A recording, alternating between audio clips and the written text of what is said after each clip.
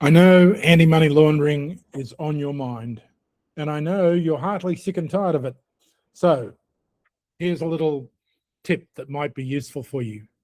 Anti-money laundering was introduced in New Zealand in 2019, and it's very similar legislation, and it's a very similar environment. Real estate in New Zealand is pretty close to real estate in Australia, with the difference that it's a smaller market. So we've been digging through the report by the New Zealand regulator on the first 3 years of their experience. And if you'd like to just get hold of that report, you can click on the link in the bottom of this video, and it's on the website. You can click there and tell me your email address, and I'll send it to you in full if you prefer to read it. But if you want the highlights, just the summary. The biggest pain was resourcing. Agencies lacked the staff and the systems to run customer due diligence and keep compliance records. So it created onboarding friction and a worse client experience.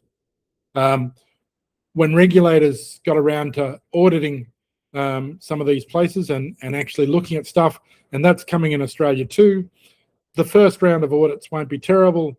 AUSTRAC has said they're going to take an advisory approach at first, but they found that real estate firms treated the obligations in separate boxes when they actually overlap. So partial compliance was quite common. The systems didn't do enough to keep good records of the compliance. Now, I'm a compliance guy, and I know that the AUSTRAC legislation that you're all now trying to comply with is like all compliance systems. You need to do some things, but you also need to keep records that you've done some things. And you also need to be able to demonstrate those records to an auditor when the audit comes. And so the problem is not, are you complying with the intent of the legislation?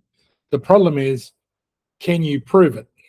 Now, as I've no doubt you all know, you're required to have a compliance officer that's a member of your senior management team, and they're accountable and responsible. But who does the admin for that? Now, my recommendation, because I'm in outsourcing, is that you treat this like property management outsourcing.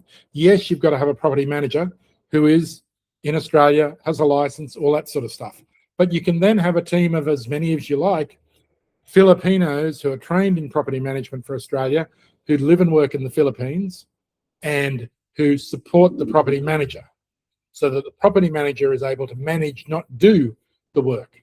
You can do the same thing with your anti-money laundering and counter-terrorism funding system.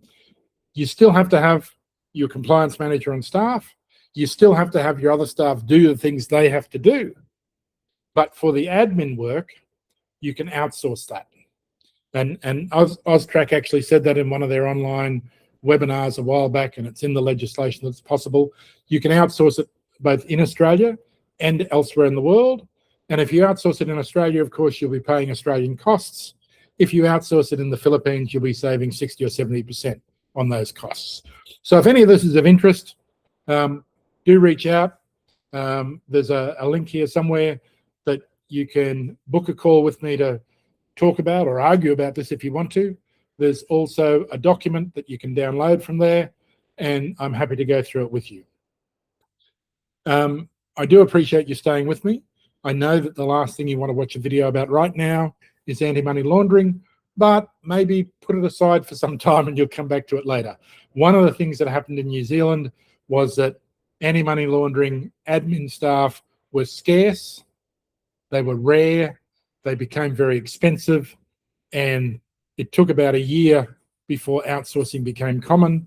I predict Australia will move faster than that because of the nature of the market. And I think, and because so many people already outsource for their property management role, I think you'll be seeing AML outsourcing into the Philippines becoming quite common. And by the way, we have Filipinos who we've trained in Australian AML. We haven't trained them in your business, but we trained them in the legislation, and they're ready to start quite quickly. Anyway, enough of the sales pitch. My name is Wayne Buckler.